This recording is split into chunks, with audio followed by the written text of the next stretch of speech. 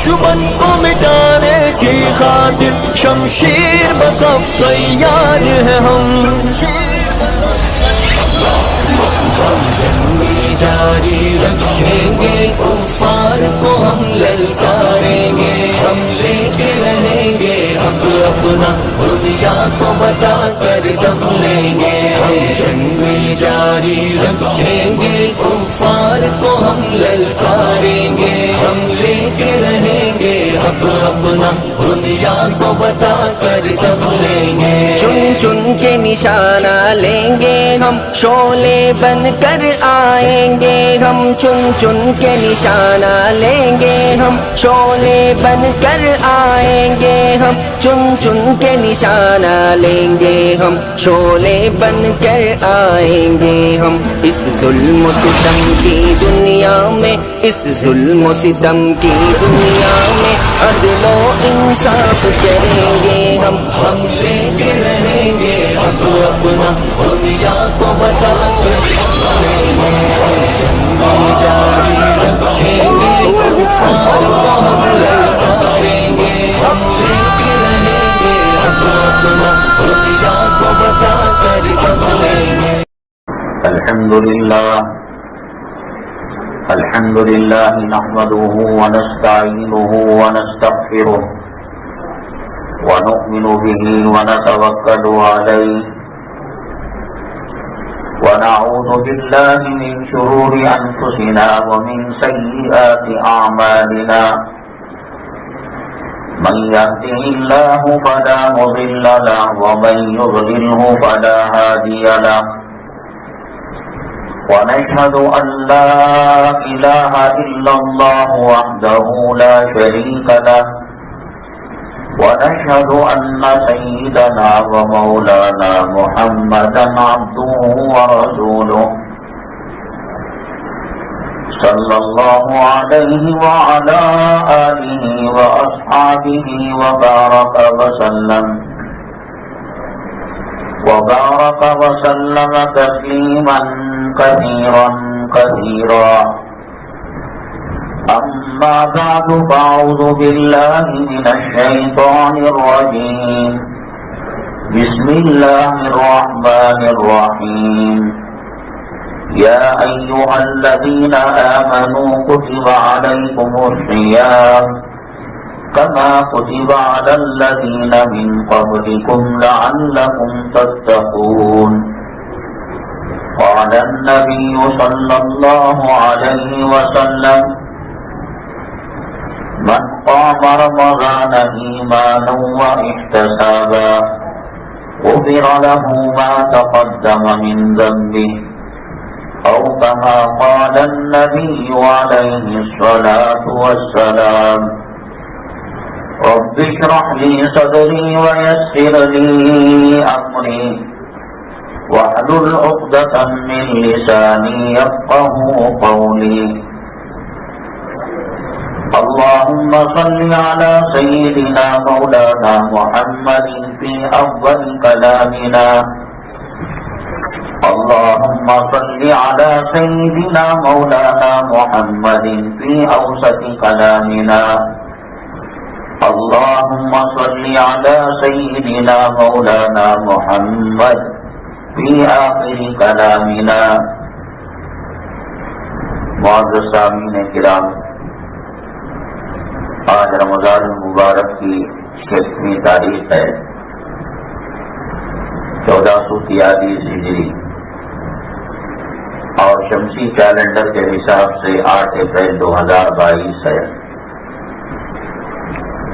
آج کے جمعہ کا جو بیان ہے اس میں جو اہم عنوانات ہیں، موضوعات ہیں، وہ یہ ہیں۔ جیسے کہ جانتے ہیں رمضان المبارک میں ہم داخل ہو چکے ہیں۔ رمضان اللہ کا مہینہ ہے اور اللہ کا مہمان ہے۔ مہمان جس شان و شوکت کا ہوتا ہے اسی اعتبار سے اس کی عظمت کی جاتی ہے، عزت کی جاتی ہے، قدر کی جاتی ہے۔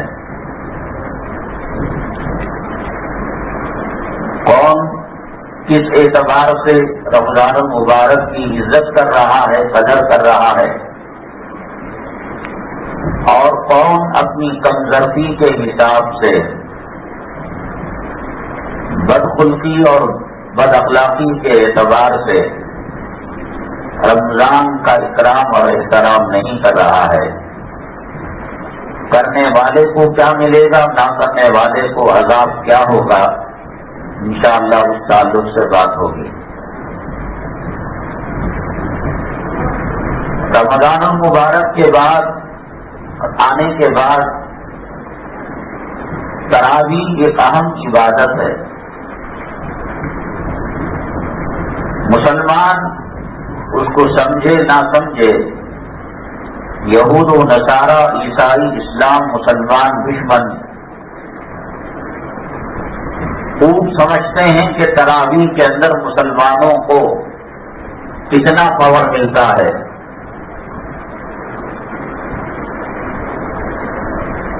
اس لیے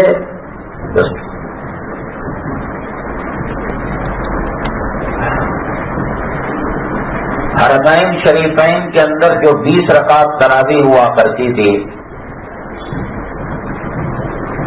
یہ وہاں کے مجلس علماء کا فیصلہ نہیں ہے، اور وہاں کے سرکردہ جو مفتیان کرام ہیں، علماء کی مجلس ہے، اس کا فیصلہ نہیں ہے۔ یہ نام نہاد امریکہ جو ان کا معبود باطل ہے، اس کے اشاروں پر یہ بات ہو رہی ہے۔ جانے جانے عمرے کی جو لذت، عمرے کا جو مزہ، حج کی جو کیفیات ہیں، اس کو بھی یہ ختم کر دیں گے۔ اب تو یہ کیا ہے کہ جن حضرات نے عمرہ کیا ہے یا حج کیا ہے وہ بخوبی جانتے ہیں، جو مطاف کا حصہ ہے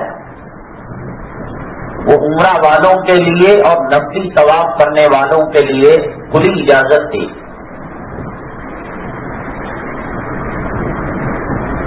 جب چاہے آدمی گئے، 7 چکر لگا لیے، 2 رکعت نماز تحیۃ الطواف پڑھ لی، ایک طواف اس کا ہو گیا۔ نبی کریم صلی اللہ علیہ وسلم کو بخشنا تھا، ازواج مطہرات کو یا مرحوم والدہ کو، والد کو، یا جو بھی ہو، بہت آسان تھا۔ پہلی مرتبہ حج بیت اللہ کا جب سفر ہوا، وہاں درس ہوتے ہیں، اسباق ہوتے ہیں، ان میں اردو بولنے والوں میں مولانا مکی صاحب کا بیان بہت ہی مقبول ہے۔ وہ باب العمرہ کے سامنے مطاف کے اندر بیٹھ کر بیان کیا کرتے تھے۔ بھیڑ بھاڑ اتنی نہیں تھی، رش اتنا نہیں تھا۔ حضرت کا بیان مغرب سے عشاء تک ہوتا تھا، اور لوگ عصر کے بعد آ کر حضرت کے بیان کے لیے بیٹھ جایا کرتے تھے۔ اب ایک سے 2-3 ساتھی ہوتے، وہاں پر اکٹھے ہو کر بیٹھتے، کافی وقت ہے۔ وہ اول وقت میں عصر کی نماز پڑھ لیتے ہیں 3:30 بجے، اور مغرب 7:15، 7:20، 7:30 کو ایک لمبا عرصہ بیٹھے بٹھائے۔ اب وہاں پہ اٹھ کر چلے جائے، دوسرا آدمی جگہ لے لے گا،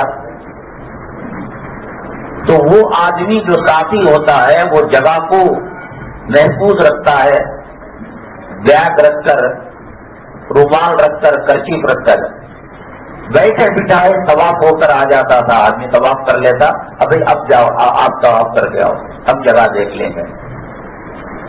اب یہ کر دیا ہے، عمرے کے احرام کے بغیر مطاف میں جگہ نہیں ہے۔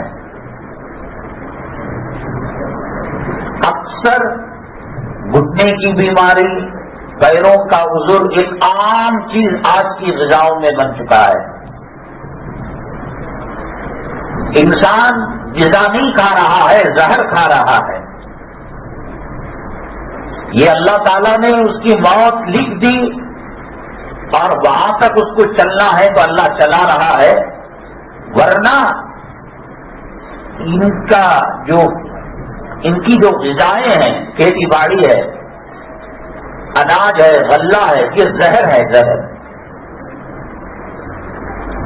فارم کی جو مچھلیاں ملا کرتی ہیں، خنزیر اور گندگیوں کو پیس کر ان کا چارہ بنایا جاتا ہے۔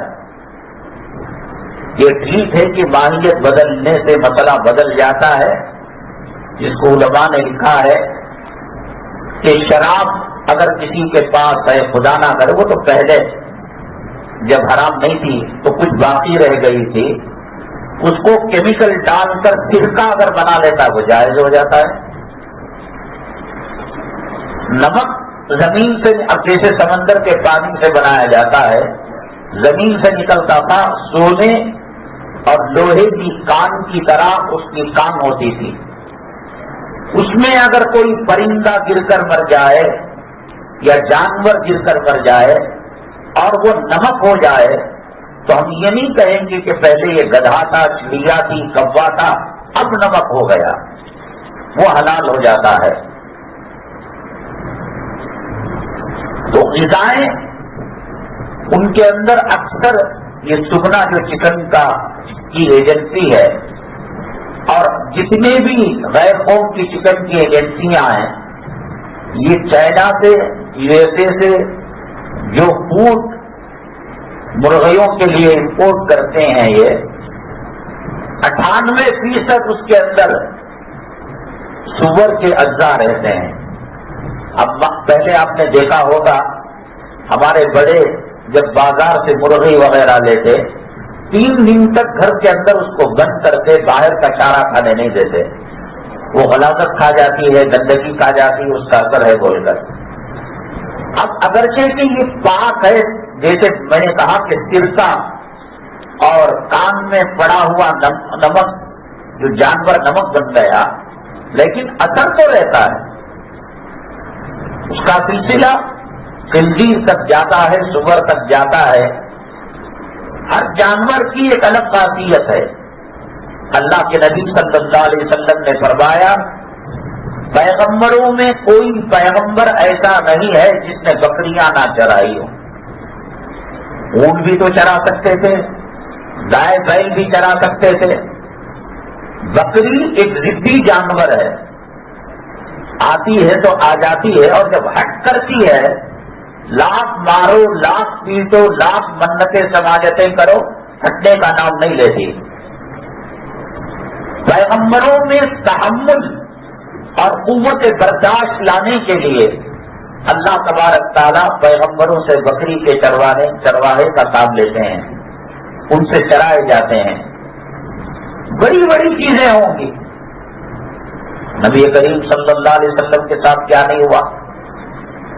کسی پیغمبر کو آرے سے چیر دیا گیا، کسی پیغمبر کو آگ کی کھائی بنا کر اس کے اندر ڈال دیا گیا، اور کسی کو زہر دے دیا گیا۔ حضرت نوح علیہ السلام 950 برس تک دعوت و تبلیغ کا فریضہ انجام دیا کرتے تھے، اتنا نہیں، سب بیٹے نے نہیں چھوڑا۔ بکریاں چرانے سے تحمل، برداشت اور صبر کی قوت اللہ تبارک تعالیٰ مرحمت فرماتے ہیں۔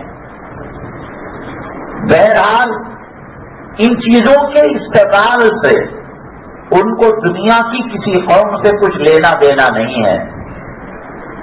ان کے یہاں جننے والی وہ ماں جس کے پیروں تلے جنت ہے، وہ بیٹی جو جنت میں جانے کا سہارا ہے، بیٹی ہو، بہن ہو، ماں ہو، خالہ ہو، اور جسم کا سودا کرنے والی بازاری عورت ہو، ان میں کوئی فرق نہیں ہے۔ رات سورج غروب ہونے کے بعد عورت خود دروازہ کھول کر دیتی ہے اپنے مرد کو، جاؤ تم جتنوں سے اپنی خواہش پوری کرنا ہو پوری کرو، اور مرد بھی کہتا ہے میں تو جا کر منہ کالا کروں گا، تم میری بیٹیاں، میری بہنیں، میری ماں اور میری وائف بیوی، تم جتنوں سے چاہے منہ کالا کرو۔ براہ راست خنزیر کے استعمال سے انسانوں کے اندر بے حیائی پیدا ہوتی ہے۔ کھانے کا اثر انسان کے جسم پر ضرور پڑتا ہے، حرام کا کھانا کھانے سے حق بات اس کو لگتی نہیں ہے۔ رین کوٹ پہن کر کوئی برسات میں چلا جائے تو اندر پانی کے قطرے نہیں پہنچتے۔ حرام روزی حق کے لیے رین کوٹ کا کام کرتی ہے۔ نہ علماء کے بیانات سمجھ میں آتے ہیں، نہ کلام پاک پڑھنے سننے کی توفیق ہوتی ہے، نہ تقویٰ طہارت کے راستے پر چلنا اس کے لیے آسان ہوتا ہے، نہ سمجھ میں آتا ہے۔ اللہ تبارک تعالیٰ نے کروڑا مخلوقوں کو پیدا کیا۔ کبوتر جو فیمیل ہے، مادہ ہے، وہ ایک ہی نر کے ساتھ اس کا تعلق ہوتا ہے، وہ دنیا بھر کے نر کے ساتھ ملاقات نہیں کرتی۔ نتیجہ یہ ہوتا ہے اس کے سنسار میں، اس کے پریوار میں اخوت، مودت اور محبت دیکھنے کو ملتی ہے۔ جب انڈوں پر بیٹھتی ہے مادہ کبوتر، نر اس کے لیے چارہ فراہم کرتا ہے، انڈوں سے بچے نکلتے ہیں، مرد ان کی حفاظت کرتا ہے۔ حرام کاری یہ تو مسلمانوں کے لیے ہے، جانوروں کے لیے نہیں ہے، لیکن طبیعت کے اندر جو نفاست ہے کہ ایک مادہ ایک ہی نر کو استعمال کرتی ہے، تو اس کے رزلٹ یہ دیکھنے میں ملتے ہیں کہ پیار، محبت، اخوت وہ دیکھنے کو ملتی ہے۔ گائے ایک ہی نر کے سے استعمال ہوتی ہے، تو ان کے نسلوں میں آپ دیکھیے کہ اور دوسرے جانور دیکھیے، وہ بچوں کو مارتے ہیں، وہ مادہ کو مارتے ہیں۔ یہ صرف کبوتر اور گائے کے اندر ہے۔ حرام کاری حلال ان کے یہاں کوئی آسمانی کتاب کا حکم نہیں ہے کہ طبی طور پر، نیچرل طور پر، فطری طور پر وہ کر رہے ہیں، تو ان کے نسلوں کے اندر پیار، محبت، اخوت، بھائی چارگی نظر آ رہی ہے۔ وہ کبوترنی کو زحمت نہیں دیتا کہ وہ جا کر تھالیاں چن کر لائے، وہ غذا چن کر لائے، وہ دانت سب یہی کرتا ہے، بچوں کی حفاظت یہی کرتا ہے، اور مادہ کی جب تک کہ بچے بڑے نہ ہو جائے۔ اور بیل اپنے بچوں سے پیار کرتا ہے، الفت کرتا ہے، بچے چھوتے چاہتے چھیڑ چھاڑ کرنے کے لیے قریب جاتے ہیں، مارنے کی کوشش کرتا ہے۔ دوسرے جانوروں کہنے کا مقصد یہ انجانے طور پر سچائی اور طہارت کے راستے پر چلنے کے اثرات پرندوں اور جانوروں میں دیکھنے میں آ رہے ہیں۔ مسلمان سود کھا کر ماں سے 36 مرتبہ زنا کر پھر کیا اس کے گھر میں خیر و برکت ہو سکتی ہے؟ حالات کس درجے بدترین ہو چکے ہیں۔ ہر آئے دن ایک نئی مصیبت، ایک نیا فتنہ۔ اللہ کے نبی جناب محمد الرسول اللہ صلی اللہ علیہ وسلم نے 1400 سال پہلے فرما دیا تھا، یہ معاملات پیش آئے تو تمہارے لیے مر جانا بہتر ہے۔ زمین کے اندر رہنا زمین کے اوپر رہنے سے بہتر ہے۔ ان حالات کے اندر مسلمان یہ لاہے عمل اختیار کرے۔ اللہ کے نبی صلی اللہ علیہ وسلم نے خود دعا کی، فتوفنی غیر مفتون، اے اللہ مجھے وفات دے دے فتنوں کے زمانے میں فتنوں کا سامنا کیے بغیر۔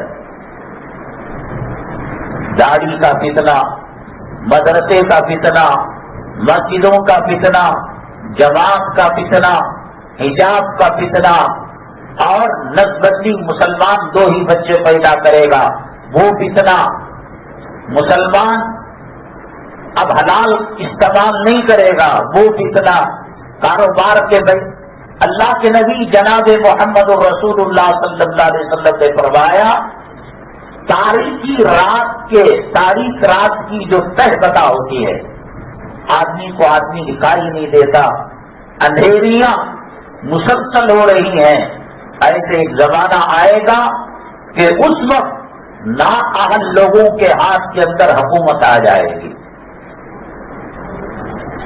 نااہل ظالموں کو استنجا کرنے کا طریقہ معلوم نہیں، کھانے پینے کا اور بیوی اور بچوں سے سلوک کرنے کا طریقہ معلوم نہیں، بس قیامت کی علامتوں کو ہونا تھا۔ اللہ تبارک تعالیٰ ایسے ظالموں کو، ایک لڑکی پردہ کرتی ہے، اس سے کیا نقصان ہے؟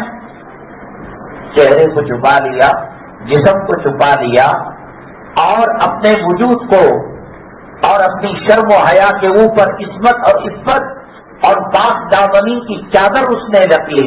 کیا پرابلم کیا ہے؟ لڑکی سیکسی کپڑے پہنے، سینے کی نمائش کرے، جسم کی نمائش کرے، اور آنے جانے والے کتے، سور، خنزیر ان کو اپنی طرف متوجہ کرے۔ اللہ کے نبی صلی اللہ علیہ وسلم نے ارشاد فرمایا اذا خرجت المرأة من بیتها استشرفها الشیطان، عورت جب بغیر پردے کے، بغیر برقعے کے، میک اپ کے ساتھ اپنے گھر سے نکلتی ہے، شیطان اس کے پیچھے لگ جاتا ہے۔ ایک روایت میں آتا ہے اس کی جو پاخانے کی جگہ ہے اس کے اوپر بیٹھ کر ہر آنے جانے والے کو دعوت دیتا ہے، لو مجھ سے آنکھ کا زنا کرو، زبان کا زنا کرو، کانوں کا زنا کرو۔ اب جب میک اپ میں آتی ہے عورت تو وہ ثواب کے لیے تھوڑی آتی ہے۔ کہیں کسی عالم نے اس کو بتایا نیل پالش لگانے پر اتنا اجر ملے گا، اور لپسٹک لگانے پر اتنا اجر ملے گا، اور فیئر اینڈ لولی لگانے پر اتنا۔ وہ جب پہنتی ہے تو شیطان نخرہ کرنے پر مجبور کرتا ہے کہ کسی بھی طریقے سے آنے جانے والوں سے بات کرے، دکاندار سے بات کرے، اور دکان میں کام کرنے والے سے بات کرے۔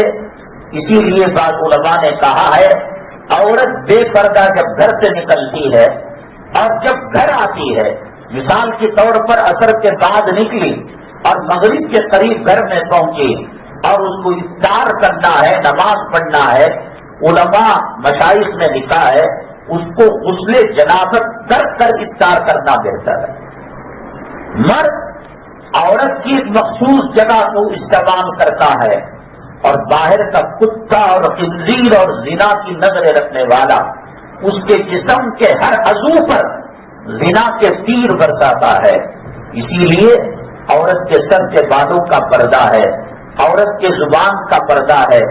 اور علماء نے لکھا دو کھیتوں کے درمیان جو منڈیر آتی ہے اس کا گھر اس طرف ہے اور اس طرف دادی کا گھر، سسرال کا گھر ہے۔ ملاقات کر کر وہ دو کھیتوں کے بیچ میں سے جا رہی ہے، اس کی پرچھائیاں کھیت کے اندر جو پانی جمع ہوا ہے اس پر پڑ رہی ہیں، اس کو دیکھنا بھی ناجائز ہے۔ ایک غسل خانے کے اندر عورت گئی، خاص طور سے بھابھی کا استعمال تو غریب کی بھابھی سب کی ماں ہوتی ہے، کیا ہوتی ہے بنا رکھا ہے، خطرناک ہے۔ اللہ کے نبی جناب محمد رسول اللہ صلی اللہ علیہ وسلم نے فرمایا الحم الموت، دیور، حالانکہ یہ لفظ مسلمانوں کا نہیں ہے، یہ غیر کیا کرتے ہیں جب خاوند سے بچہ نہیں ہوتا ہے تو جو خاوند کا بھائی ہوتا ہے اس کے پاس سلانے کو وہ عبادت سمجھتے ہیں۔ ور کے معنی نوشوں کے اور دیو کے معنی شوہر کے بھائی کے۔ یہ اسلام کے اندر اس کا تصور نہیں ہے، بلکہ بے پردگی تو بے پردگی ہے، وہ کالج کے اندر ہو، وہ بس اسٹاپ کے اندر ہو، وہ ریلوے اسٹیشن کے اندر ہو، لیکن گھر کی یہ بے پردگی جس کو سلیمہ نے ڈیلاگ کے طور پر دیا ہے کہ بھابھی ماں سمان ہے، ایک دھوکہ ہے۔ اللہ کے نبی صلی اللہ علیہ وسلم نے فرمایا الحم والموت، یہ جس کو تم دیور کہتے ہو یہ موت کا صابن ہے۔ غسل کرنے کے لیے عورت گئی، اب بال گرتے ہیں، صابن میں بال لگ گئے صحابی کے، غیر محرم عورت کے، شریعت کہتی ہے اس کا بھی پردہ ہے۔ خاتون کو حمام خانے سے نکلتے وقت یہ دیکھ لینا چاہیے کہ صابن کے اندر، نارے کے اندر اور حمام کے کسی حصے میں کوئی ٹوٹا ہوا بال تو نہیں ہے۔ عورت مر چکی ہے، غسالن عورت اس کو غسل دے رہی ہے، اس کے لیے مسئلہ یہ ہے کہ مری ہوئی عورت کے سر کے بال اگر گر جائے تو اس کو پانی دے کر بہا دے، اس کا مری ہوئی عورت کے سر کے بالوں کا پردہ ہے۔ 3 کپڑے مرد کو دیے جاتے ہیں بطور کفن کے۔ مرنے کے بعد جنازے میں کون عشق کرتا ہے، کون محبت کرتا ہے، قبر میں جا کر کون لائن مارتا ہے، لیکن شریعت نے کہا اس کا پردہ، اس کا کفن کے کپڑے مرد کے مقابلے میں 2 زیادہ دیے جائیں گے۔ جس شریعت کے اندر مرنے کے بعد اس کے سر کے ٹوٹے ہوئے بالوں کا پردہ ہو، کفن کے اندر تمیز ہو یہ مرد کا ہے یا عورت کا ہے، تو شریعت یہ چاہتی ہے کہ معاشرہ زنا سے بچا رہے۔ ہر گناہ کے بارے میں قرآن اور حدیث کے اندر کہا گیا چوری نہ کرو، بددیانتی نہ کرو، ماں باپ کی نافرمانی نہ کیا کرو اور قتل نہ کیا کرو۔ اور بات جب زنا کی آئی، اللہ تعالیٰ نے فرمایا وَلَا تَقْرَبُوا الزِّنَا، زنا سے بچنا نہیں، زنا کے قریب بھی نہیں جانا ہے۔ اذان اللہ نے عورت پر نہیں رکھی ہے، اقامت نہیں رکھی ہے، امامت نہیں رکھی ہے، عیدین نہیں رکھا ہے۔ نبی کریم جناب محمد الرسول اللہ صلی اللہ علیہ وسلم کے زمانے میں خواتین مسجد کے اندر نماز پڑھنے آیا کرتی تھی۔ آج کے زمانے میں کان کھول کر سن لیجیے، اللہ تبارک تعالیٰ حج بیت اللہ کی توفیق دے، اللہ تبارک تعالیٰ عمرے کی توفیق دے۔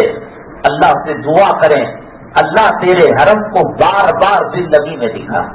یہ سیٹ لے کر کیا کرو گے؟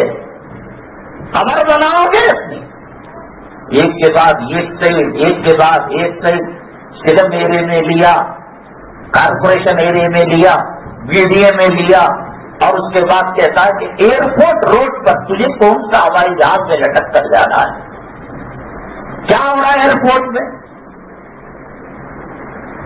فلاں کارخانے کے، یہ کام کا شیطانی وسوسہ ہے۔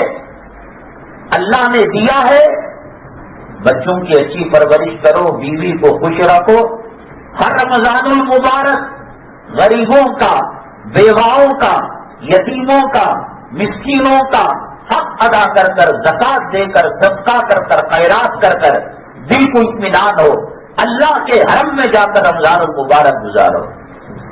نبی کریم صلی اللہ علیہ وسلم کے روضے کی جالی اور گنبد خضرا کے سائے میں افطار کا مزہ دیکھو، تراویح کا مزہ دیکھو، حرمین کے اندر اترنے والے انوار و برکات کا منظر دیکھو۔ رمضان المبارک کے اندر عام علاقوں میں نفل کا ثواب فرض کے برابر ہو جاتا ہے اور فرض کا ثواب 70 فرضوں کے برابر ہو جاتا ہے۔ وہ اللہ کا حرم کہ جہاں ایک نیکی 1 لاکھ کے برابر ہے، تو پھر انٹو آپ 70 کریں گے کتنے کروڑ اجر مل جائے گا۔ ان اولاد کے پیچھے پڑھ کر اپنی آخرت کو تباہ برباد مت کرو۔ یہ مرنے کے بعد ایک قل هو اللہ کے کام نہیں آئیں گے۔ اگر آپ نے تربیت کی ہے، کچھ قرآن پڑھ کر، کچھ صدقہ کر کر، خیرات کر کر، آپ کو ہم کو ایصال ثواب کریں گے۔ جاؤ اللہ کے حرم کو جاؤ، نبی کریم صلی اللہ علیہ وسلم کے حرم کو جاؤ۔ میں یہ عرض کر رہا تھا حالات اتنے خراب ہو چکے ہیں، مطاف کے اندر حالت احرام کے اندر چھوڑا جا رہا ہے، اور انہوں نے مسجد الحرام کے اندر جو مطاف کے راستے بنائے ہیں تقریباً 1 کلومیٹر کے برابر ہے۔ ایک کمزور انسان عام طور سے آج پیروں کی شکایت ہے، گھٹنے کے درد کی شکایت ہے، سہارے سے چلتا ہے، तवाफ से दूर करने के लिए ये अमेरिका, ये यहूद व नसारा की साजिश है। आप कहेंगे ये उलमा का काम है साहब, जरा माइक की आवाज कम हो गई, अमेरिका की साजिश है। जोरू मरद के अंदर लड़ाई हो गई, ये यहूद व नसारा और कुफ्फार और मुशरिकीन और आरएसएस का एजेंडा है, ये उलमा कहते रहते हैं। कल परसों की रिपोर्ट ये है कि आप जानते हैं कि डॉक्टर असरार अहमद साहब, अल्लाह करी से रहमत करे, अगरचे के देवबंदी और तबलीगी मकतबे फिक्र के नहीं थे, एक अलग बहास, एक अलग जमात के वो सरबराह थे, लेकिन उन्होंने अपने जमाने के अंदर जो कलाम पाक की तफसीर की, उसके अंदर बैतुल मुक़द्दस का नक्शा पेश किया, फलस्तीन का नक्शा पेश किया, हिंदुस्तान का नक्शा पेश किया, यहूद व नसारा की साजिशों को उलमा के सामने, मुसलमानों के सामने आया किया। उस वक्त लोग समझे हो ना समझे हो, ये तो मौलवी है, अमेरिका की बात कर रहा है और रशिया की बात कर रहा है और कह रहा है कि अरब के अंदर ये होगा। आज 120 यूट्यूब के चैनलों को खत्म कर दिया गया, ब्लॉक कर दिया गया, उनमें एक डॉक्टर असरारुल हक रहमतुल्लाह अलैह है। क्यों? उन्होंने दूध का दूध कर दिया। तुम लड़ते रहो, तुम तरावी की 8 रकात पढ़कर भाग जाओ, तुम 4 रोजे रखने के बाद रोजा छोड़ दो, बीड़ी पीने की आदत, सिगरेट पीने की आदत, गुटखा खाने की आदत। बेगम ने कहा जी रोजा रख लीजिए, नहीं डॉक्टर ने मना किया है, मुझे दमे की बीमारी है, मुझे शुगर की बीमारी है। मर जाएगा, रोजे की हालत में ना मरेगा, जिसको ये मौत नसीब से मिलती है। सनीमा जाते हुए मर रहा है, शराब पीते हुए मर रहा है, गैर महरम औरत को आंख लड़ाते हुए मर रहा है। कम से कम रोजे में मरेगा, अल्लाह को प्यार होगा। अल्लाह के नबी जनाब मोहम्मद रसूलुल्लाह सल्लल्लाहु अलैहि वसल्लम ने फरमाया, रमजानुल मुबारक की हर रात में बनु कल एक कबीला है सऊदी अरब के अंदर, अरब इलाके के अंदर, वो बकरियां ज्यादा पाला करता है और उनकी बकरियों को किसी वादी कहते हैं, 2 पहाड़ों के दरमियान वाले इलाके को, अल्लाह के नबी सल्लल्लाहु अलैहि वसल्लम की हदीस की तशरीह में उलमा ने लिखा है वो सारी वादी भर जाएगी, इतनी बकरियां उनके पास। आप कभी दाढ़ी के बाल गिन सकते हैं, मूंछ के बाल गिन सकते हैं, अपनी बीवी के चोटी के बाल गिन सकते हैं, अपने सर के बाल गिन सकते हैं। बकरियों के ऊपर कितना ऊन होता है और कितना उसके ऊपर बाल होते हैं। अल्लाह के नबी सल्लल्लाहु अलैहि वसल्लम ने फरमाया, जितने बनु कल की बकरियां, मैंने कहा अल्लाह के नबी सल्लल्लाहु अलैहि वसल्लम ने फरमाया उनको रखा जाएगा, ये वादी भर जाएंगे ये बकरियां, ये पहाड़ से ये पहाड़, वो पहाड़ से ये पहाड़, पूरा भर जाएगा। एक बकरी के बाल को सारी दुनिया वाले मिलकर गिने लगे, एक लंबी मुद्दत हो जाएगी। बनु कल उनकी बकरियां और उनके बालों के बराबर हर रात अल्लाह तबारक ताला जहन्नमियों को जहन्नम से निकालकर जन्नत का फैसला करते हैं। रमजानुल मुबारक की आखिरी रात जब चांद रात होती है और वो रात बड़ी कीमती रात होती है जिसको लैलतुल जायजा कहा जाता है, अल्लाह तबारक ताला के नबी सल्लल्लाहु अलैहि वसल्लम फरमाते हैं 1 तारीख से लेकर अगर चांद 29 का है, 29 तारीख तक, अगर चांद 30 का है, 30 तारीख तक अल्लाह तबारक ताला हर रात जो बनु कल की बकरियों के बालों के बराबर मग़फ़िरत का परवाना मरहमत फरमाते हैं और जन्नत की सनद देते हैं। जितने 1 तारीख से लेकर 30 या 29 तारीख तक जितने करोड़ों अरबों लोगों को मग़फ़िरत का परवाना दिया, लैलतुल जायजा में एक रात में उतना ही अल्लाह तबारक ताला लोगों को जहन्नम से आजाद करते हैं। इसीलिए तो कहा गया कि वो तबाह हो जाए, बर्बाद हो जाए जो रमजान का महीना पाए और मग़फ़िरत को हासिल, कदम कदम पर मग़फ़िरत के फैसले। अल्लाह चाहते हैं कि रमजान की मशीन से जो होकर गुजरता है, अल्लाह तबारक ताला उसे मग़फ़िरत का परवाना दे दे, जन्नत का परवाना दे दे। کھجور کے کھلانے پر کیا ہوگا، روزے دار کو ٹھنڈا پلانے پر کیا ہوگا، سحری میں کیا ہوگا، افطاری میں کیا ہوگا، وہ اللہ تبارک تعالیٰ شیطان ہی سب سے بڑا، ایک تو نفس ہے اور ایک شیطان ہے، وہ سب سے بڑا دشمن ہے ہمارا. اللہ اس کو قید کر دیتے ہیں، جہنم کے دروازے بند کر دیتے ہیں، جنت کو سجایا جاتا ہے، اونٹ کی دھولی دی جاتی ہے، معطر کیا جاتا ہے، نماز پڑھنے میں آسانی کر دی جاتی ہے، روزہ آسان کر دیا جاتا ہے، پھر بھی اس کا داڑھی مڈانا کم نہیں ہوا، اس کا حرام کاری کرنا کم نہیں ہوا، اس کا سوشل میڈیا کے اندر صبح سے شام تک انگلیاں، کیا کر لیا تو نے؟ واٹس ایپ کے میسج دیکھ کر کون سا تاج محل بنا دیا؟ فیس بک ٹویٹر کے اندر اللہ کا کلام پڑھنا بھی رہا ہے.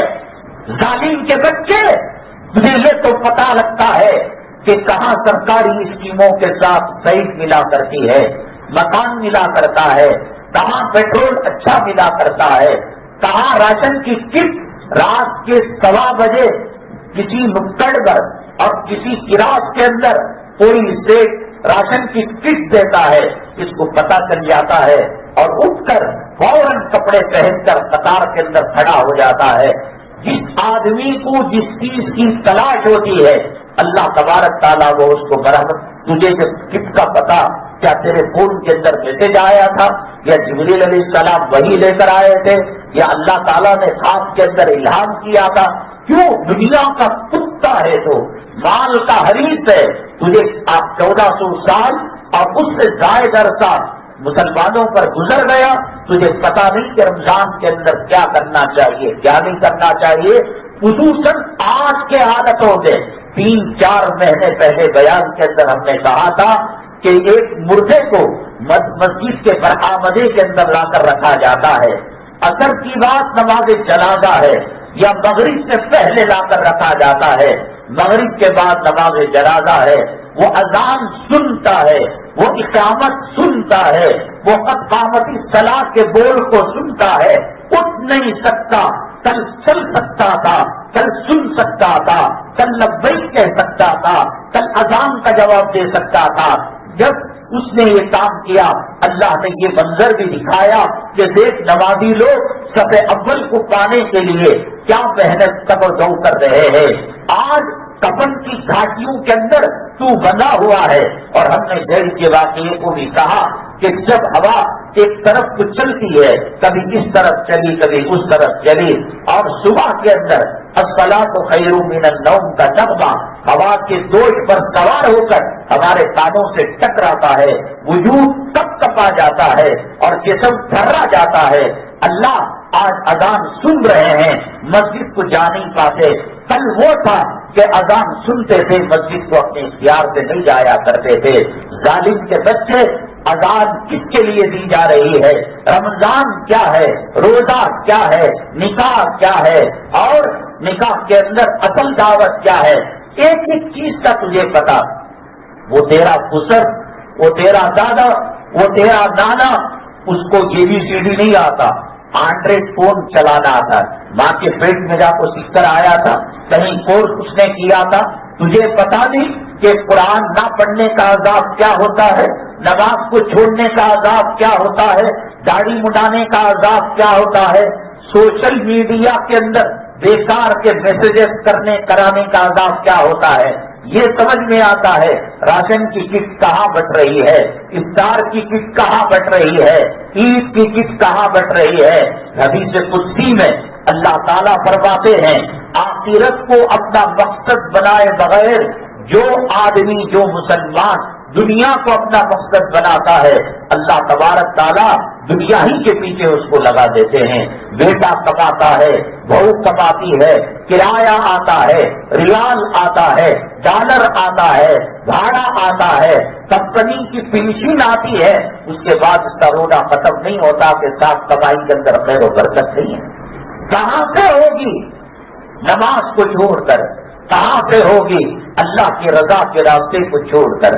اللہ نے فرمایا من اعرض عن ذکری فإن له معیشة ضنکا ونحشره یوم القیامة اعمی، جو میرے طریقے سے ہٹے گا تیری زندگی کے اندر خوشحالی، تیرے گھر کے اندر امن، تیرے گھر کے اندر سکون اور تیرے گھر کے اندر راحت، اللہ کی قسم پیسوں سے، ڈالروں سے، دینار سے، درہم سے، ریال سے اور پنشن کی کمائی سے اور بھاڑوں کی کمائی سے، کاروبار کی کمائی، اتنے ساری چیزیں ہیں۔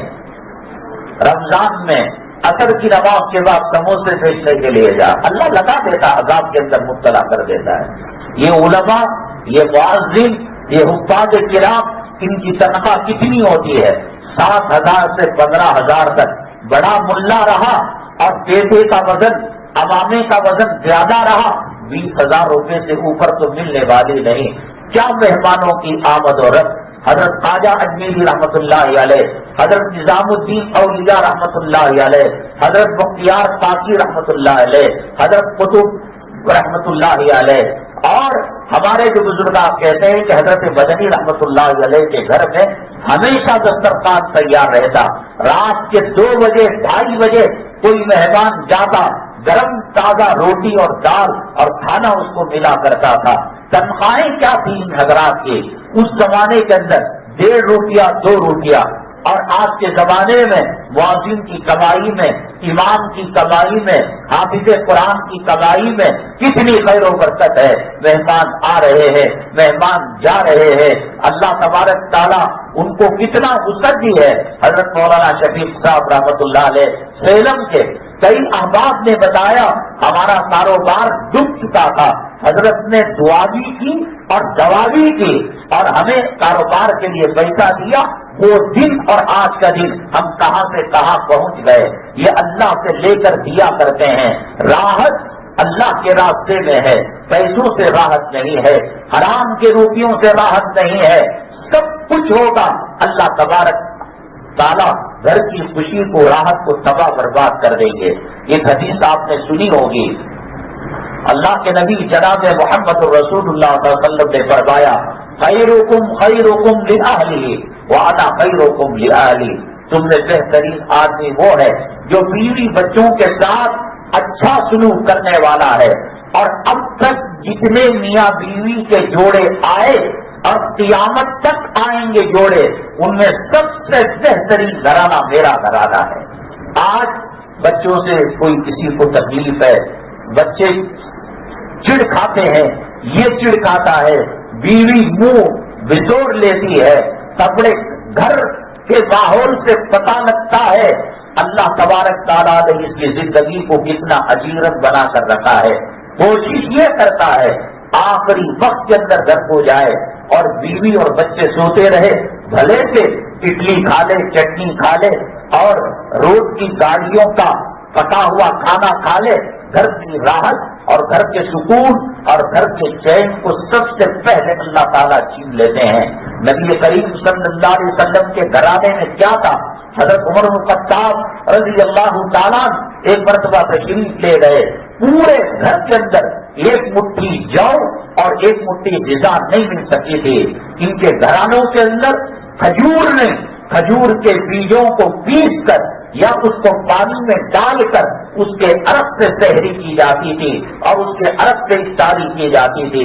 آج راستوں کے اندر جو خاص طور سے رمضان المبارک کے اندر خواتین اور یہ پڑوسی ریاستوں کے فقراء بھیک مانگا کرتے ہیں، ان کی خاص بلڈنگیں ہیں، یہ لکھپتی کروڑ پتی ہیں، اس لیے ان کو زکات دینا کہنے کا مطلب آج کا فقیر بھی لکھپتی کروڑ پتی ہے۔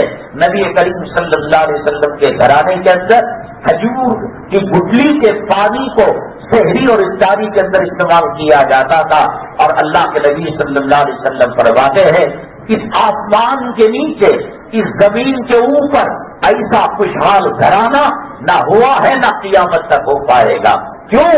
اللہ کے نبی صلی اللہ علیہ وسلم ساقی کوثر سے، شافی محشر سے، سید المرسلین سے، امام الانبیاء سے، اللہ تبارک تعالیٰ کے احکامات پر سب جدوجہد کرنے والے تھے۔ گھر سے پتہ لگتا ہے اللہ تعالیٰ ہم سے راضی ہے ناراض ہے، اگر اللہ کے نبی صلی اللہ علیہ وسلم نے فرمایا الدنیا متاع وخیر متاع الدنیا المرأۃ الصالحہ، دنیا انسان کی خدمت میں لگی ہوئی ہے، یہ چاند، یہ سورج، یہ ستارے، یہ بہتی نہریں، یہ پھول، یہ پھل، یہ باغات، سب ان الدنیا خلقت لکم، ساری دنیا تیرے لیے پیدا کی گئی، وانکم خلقتم للآخرہ، اور تجھے آخرت کے لیے بنایا گیا ہے۔ آپ نے فرمایا ان میں سب سے بہترین چیز ایک نیکوکار عورت ہے۔ ایک نیکوکار عورت کے گھر میں رہنے کی وجہ سے گھر کا ماحول جنتی بنتا ہے۔ اللہ کے نبی صلی اللہ علیہ وسلم کے گھر میں نہ فریج تھا، نہ اے سی تھا، نہ کولر تھا، نہ مکسی تھی، نہ گرینڈر تھا، نہ الیکٹرک کا چولہا تھا، نہ گیس کا چولہا تھا، اور اللہ کے نبی صلی اللہ علیہ وسلم فرماتے ہیں کہ اس آسمان کے نیچے، اس زمین کے اوپر سب سے خوشحال گھرانہ میرا گھرانہ تھا، اور اتنا خوشحال گھرانہ، اتنا خوشحال گھرانہ، ایک مرتبہ اللہ کے نبی صلی اللہ علیہ وسلم حضرت عائشہ صدیقہ رضی اللہ تعالیٰ عنہا سے گفتگو فرما رہے تھے، اے عائشہ اب مجھے موت کو گلے لگانا آسان ہو چکا ہے۔ فطری طور پر پیغمبر انسان ہی تو ہوتا ہے، سانپ سے بھی ڈر ہوتا ہے، بچھو کے کاٹ کی جلن ہوتی ہے، زخم ہو تکلیف ہوتی ہے، پتھر پڑے مار لگتی ہے، ایسا نہیں کہ بھائی پیغمبر ہیں مارو تو گولی۔ رسول پاک صلی اللہ علیہ وسلم کا غزوہ احد کے اندر آپ کے چہرے پر زخم آیا تھا نہیں تھا، دندان مبارک شہید ہوئے تھے نہیں تھے، نبی کریم صلی اللہ علیہ وسلم پر سکرات کی کیفیت تاری ہوئی نہیں ہوئی، بخار آیا نہیں آیا، جسم کو تکلیف، سب انسانوں کی طرح آپ کو بھی تکلیف ہوا کرتی تھی، اور تکلیف ہوئی ہے۔ اللہ کے نبی صلی اللہ علیہ وسلم سکرات کے معاملے میں اور موت کے مرحلے کے بارے میں وہی احتیاط کیا کرتے تھے جو ایک عام مسلمان اپنے دل کے اندر خوف رکھا کرتا ہے۔ لیکن حضرت عائشہ صدیقہ رضی اللہ تعالیٰ عنہا کو مخاطب کر کر آپ نے فرمایا، عائشہ اب موت کو، سکرات کو گلے لگانا آسان ہو گیا، کیونکہ اللہ نے مجھے بتایا ہے کہ جس طریقے سے دنیا میں تم میری محبوب بیوی رہی ہو، جنت کے اندر بھی تم میری محبوب بیوی، تو جنت میں آپ ہیں تو اس لیے اب موت مجھے آسان ہو گئی۔ ایک ٹرین کے اندر کئی قسم کے لوگ سفر کرتے ہیں، کچھ لوگ وہ ہوتے ہیں کہ ان کو بیمار ماں سے ملنا ہے، بیمار باپ سے ملنا ہے، ہاسپٹل میں علاج کے لیے جانا ہے، اور ایک آدمی مجنون وہ ہوتا ہے جو لیلا، گرل فرینڈ اور محبوبہ سے ملنے کے لیے جانے کی کوشش کیا کرتا ہے۔ اس کے سفر میں اس کے سفر میں فرق ہے، یہ مزے لے لے کر، انگڑائیاں لے کر یہ سفر کو جاری رکھتا ہے، اور وہ گھنٹے گنتے ہیں، کوٹ جانا ہے، ہاسپٹل جانا ہے، پتہ نہیں رزلٹ کیا نکلے گا، نتیجہ کیا نکلے گا۔ تو جو محبوبہ سے، اپنی گرل فرینڈ سے ملاقات کے لیے جا رہا ہے، وہ سفر کی مشکلات اس کو پتہ ہی نہیں لگتی۔ ہمیں پتہ نہیں قیامت کے دن کیا معاملہ کیا جائے گا، قبر کے اندر کیا معاملہ کیا جائے گا، سکرات اور موت کے وقت ہمارے ساتھ کیا معاملہ کیا جائے گا۔ اللہ کے نبی صلی اللہ علیہ وسلم کو اللہ نے بتا دیا سب کچھ، کون جنت میں جانے والے ہیں اہل بیت میں، صحابہ کرام میں، اور کون نہیں جانے والے ہیں۔ اس میں حضرت عائشہ صدیقہ رضی اللہ تعالیٰ عنہ کو کہا، آپ جنت میں کیونکہ میرے ساتھ رہیں گی، اب مجھے سکرات کا کوئی مسئلہ نہیں رہا اور موت کا کوئی مسئلہ نہیں رہا۔ دل کو اتنا جیتا تھا اور دل کو اتنا خوش کیا تھا حضرت عائشہ صدیقہ رضی اللہ۔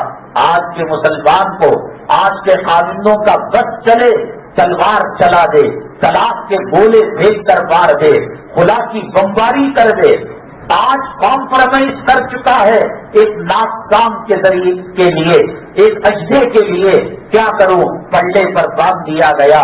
طلاق کے لیے مسجد کی کمیٹی، دارالقضا، کورٹ کے چکر لگانے پڑیں گے، عزت کا فالودہ ہو جائے گا، اس کی ہر خطا پر، اس کی ہر غلطی پر صبر کر کر گھٹ گھٹ کر زندگی گزارتا ہے۔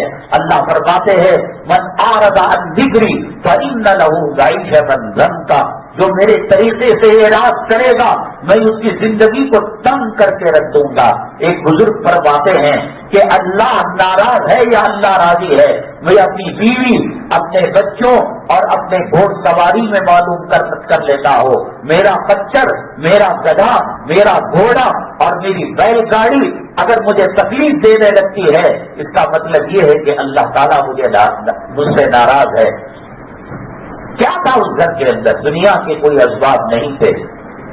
جو مدینہ طیبہ کو گئے ہیں، گنبد خضرا کے باہر صحن میں بیٹھ کر دیکھیں، باب جبرائیل نظر آئے گا، اور باب البقیع جہاں رسول پاک صلی اللہ علیہ وسلم کو سلام پڑھ کر ایگزٹ ہوتے ہیں، باہر نکلتے ہیں، باب السلام میں انٹری ہوتی ہے اور نکلتے ہیں باب البقیع۔ بقیع یوں اس لیے کہا جاتا ہے کہ اس دروازے سے بقیع قبرستان نزدیک آتا ہے۔ رمضان میں افطاری کے وقت، تہجد کے وقت اللہ تبارک تعالیٰ خاص دعاؤں کو قبول فرماتے ہیں، اور روزے دار کی دعاؤں پر آمین کہنے کے لیے اللہ تبارک تعالیٰ 70,000 فرشتے لگا دیتے ہیں۔ دولت مانگنا نہیں مانگنا، زمین مانگنا نہیں مانگنا، پراپرٹی مانگنا، بنگلہ کوٹا مانگنا، اپارٹمنٹ مانگنا نہیں مانگنا، وہ آج جانو آپ کے جورو آپ کے بچے جانے، لیکن اتنا ضرور کرو، اے اللہ مدینے کی موت نصیب فرما دے، بقیع الغرقد کے اندر دفن ہونا نصیب فرما دے۔ اللہ کے نبی صلی اللہ علیہ وسلم نے فرمایا اگر تم مر سکو تو مدینے کی طیبہ میں، مدینہ طیبہ میں مرو اور بقیع میں دفن ہو، اس لیے کہ قیامت کے دن سب سے پہلے زمین کے قبرستانوں میں جو مردے اٹھیں گے وہ بقیع غرقد کے مردے اٹھیں گے۔ اس میں نبی کریم صلی اللہ علیہ وسلم کی ازواج مطہرات بھی اٹھیں گی، کتنی دفن ہیں، اور بیٹیاں بھی اٹھیں گی، صحابہ کرام بھی اٹھیں گے، اولیاء اقطاب ابدال بھی اٹھیں گے، اور اللہ کے نبی صلی اللہ علیہ وسلم نے فرمایا ہم جیسے گنہگار جب اٹھیں گے ہاتھ پکڑ کر اللہ کے دربار میں سفارش کرا کر اللہ تعالیٰ سے جنت کی سند دلوائیں گے۔ اس سے بڑی کیا دولت ہے، اس سے بڑا کیا پیسہ ہے؟ اس لیے میں یہ کہتا ہوں جو کرنا ہے تھوڑا بہت کر لیا، نہ زمین دے کر اولاد کو اپنا کر پاؤ گے۔ حضرت نوح علیہ السلام کا بیٹا حضرت نوح علیہ السلام کے لیے ہو گیا، قال یا نوح انہ لیس من اہلی انہ عمل غیر صالح، اے نوح وہ تیرے گھر کا بچہ نہیں ہے۔ بات چل رہی تھی وحال بینہم الموت فکان من المغرقین، بات چل رہی تھی باپ بیٹوں کے درمیان، اللہ تعالیٰ نے موج کو لے آیا، طوفان کو لے کر آیا، وفارت تنور، جس تنور کے اندر آگ اگلتی ہے اس تنور سے اللہ نے پانی کو ابالا اور بیٹا غرق ہو گیا، فکان من المغرقین، اور باپ بچنے والوں میں ہو گئے۔ لوط علیہ السلام جنت میں جائیں گے اور ان کی بیوی کافرہ جہنم میں جائے گی۔ ابراہیم علیہ السلام جنت کے اندر جائیں گے، باپ آزر جہنم کے اندر جائے گا، آبیہ جنت میں جائیں گی، اور اللہ کے نبی صلی اللہ علیہ وسلم سے ان کا نکاح ہوگا اور اس کا مرد گروٹ وہ جہنم کے اندر جائے گا۔ اللہ حسب و نسب کو نہیں دیکھتا، ان کی وجہ سے اپنی زندگی برباد مت کرو۔ میرے بعد کیا ہوگا، میرے بچوں کا، بیٹی کا کیا ہوگا، جمائی کا کیا ہوگا؟ تم رب نہیں ہو، تم پروردگار نہیں ہو، تم خالق نہیں ہو، تم نفع نقصان کے مالک نہیں ہو۔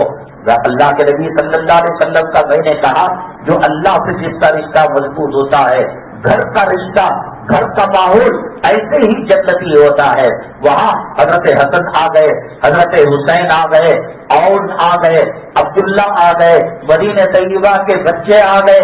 نبی کریم صلی اللہ علیہ وسلم فرماتے دوڑ لگاؤ، گھر کا ماحول میں کہہ رہا ہو کتنا خوشحال گھرانہ، امام تھے، خطیب تھے، قاضی تھے، بازار کے ذمہ دار تھے، چیف جسٹس تھے، امیر المؤمنین سے بڑھ کر آپ کا مقام تھا، بازار کی ذمہ داری، بادشاہوں کے وفود آیا کرتے تھے، قیدیوں کے ساتھ کیا معاملہ کرنا، عورتوں کا اصلاح معاشرہ کا جلسہ کب رکھنا، سوال کا جواب کب دینا، دارالافتاء کب قائم کرنا، اور جہاد کی ٹریننگ کب دینا، اور باہر کے مہمانوں کو رخصت، لاکھوں کام تھے، لیکن جب گھر میں آتے سارے بچے گھیر لیتے اور کہتے اللہ کے نبی صلی اللہ علیہ وسلم ذرا دوڑ تو لگاؤ، یہ دوڑ لگاتے، کبھی حسن آ جاتے، کبھی حسین آ جاتے۔ اس کے بعد نبی کریم صلی اللہ علیہ وسلم اپنی جیب کو زبان کے باہر نکالتے ایسا کر اس کے بعد فرماتے ذرا پکڑ کر تو دکھاؤ. پکڑنے جاتے نبی کریم صلی اللہ علیہ وسلم اپنی جیت کو اندر کر لیتے.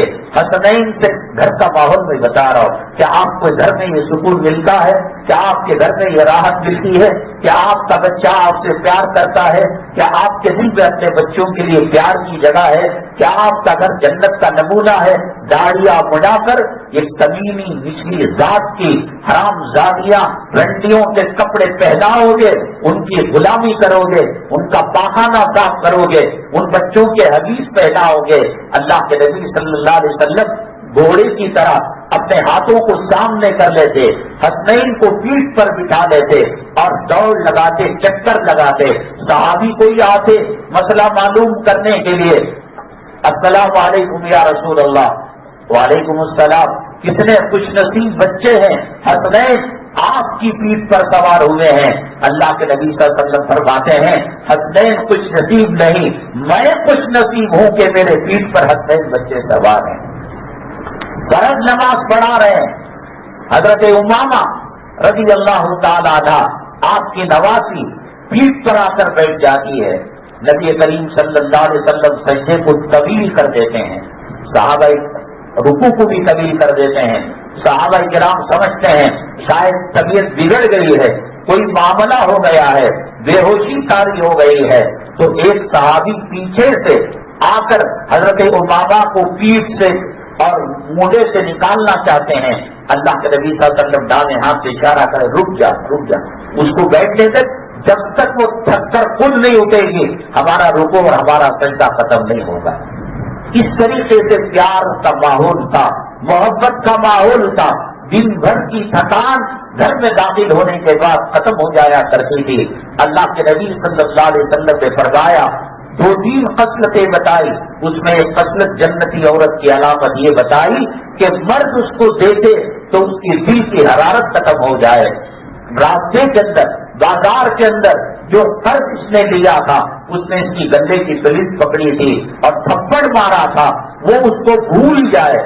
اور کاروبار نہ ہونے کا ٹینشن, ظلم و تشدد ہونے کا, کیس کا, پولیس کی زیادتی کا, یہ سب ٹینشن بیوی کو دیکھ کر ختم ہو جائے. آج بیوی ایک ٹینشنوں کا مجموعہ ہے. ہمارے شہروں میں اجدے کیا ختم ہو گئے, ناگن کیا ختم ہو گئی, کام کیا ختم ہو گئے. اس سے زیادہ ڈسنے والی یہ ہے اس لیے کہ ان کے اعمال اور ان کے لباس اور ان کے چال چلن سے اللہ کی رحمت دور ہو جاتی ہے. سر پر سے دوپٹہ ہٹتا ہے, اللہ کے نبی صلی اللہ علیہ وسلم نے فرمایا رحمت کے فرشتے ختم ہو جاتے ہیں.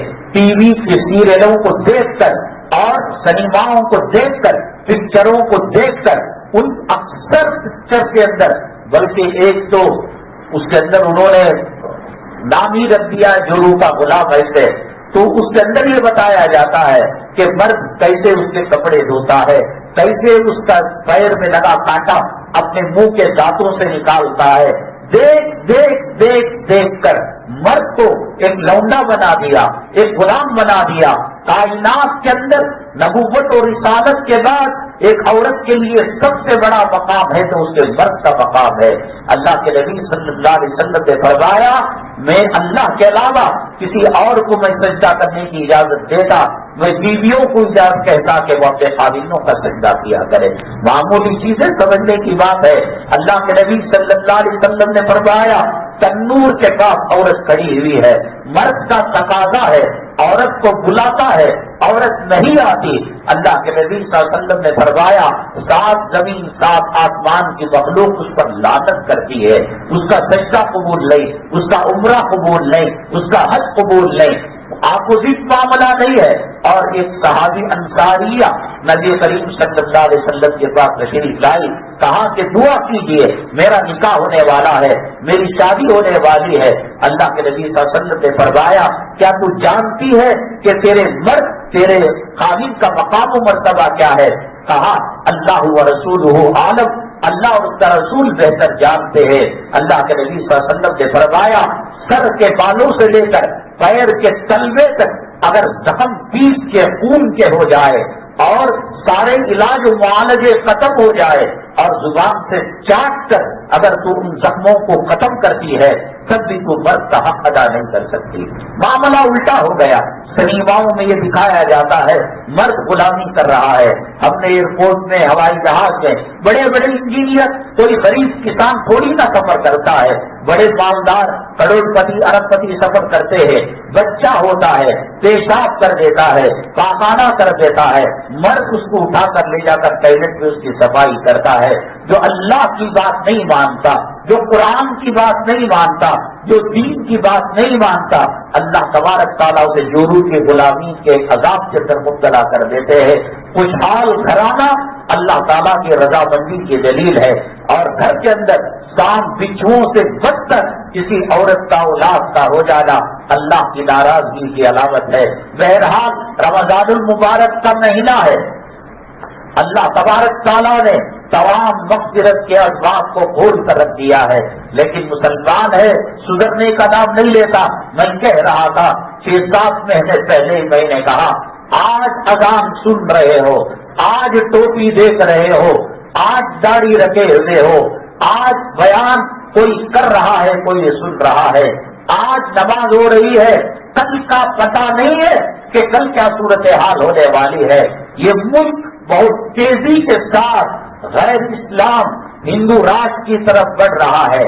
اس میں نے کہا بڑھانے والوں کا قصور نہیں ہے، ہمارے اعمال کا قصور ہے. علماء نے کہا اعمالکم اموالکم، تمہارے اعمال جیسے ہوں گے اللہ ایسے حاکم کو مسلط کر دے گا. اللہ کے نبی صلی اللہ علیہ وسلم یہ میرے لیے آپ کے لیے اجنبی حالات ہو سکتے ہیں، اللہ کے لیے اللہ کے رسول کے لیے اجنبی حالات نہیں ہو سکتے.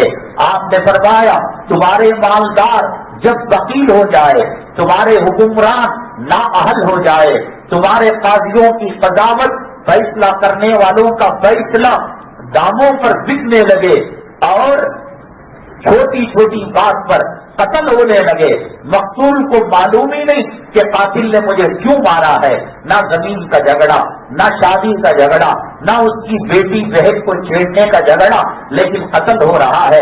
فرمایا سب حالتیں ہو رہی ہے، ہر 2-3 دن کے اندر ایک مرڈر ہو رہا ہے، ایک قتل ہو رہا ہے، اور حکمران کتنے نااہل ہیں اور مالدار کتنے وکیل ہیں. اور فرمایا عورت کپڑے پہن کر بھی ننگی ہوگی اور اس کے سر کے اوپر اون کے کوہان کی طرح ایک ابری ہوئی چیز ہوگی، جب وہ چل رہی ہوگی تو وہ ہلے گی.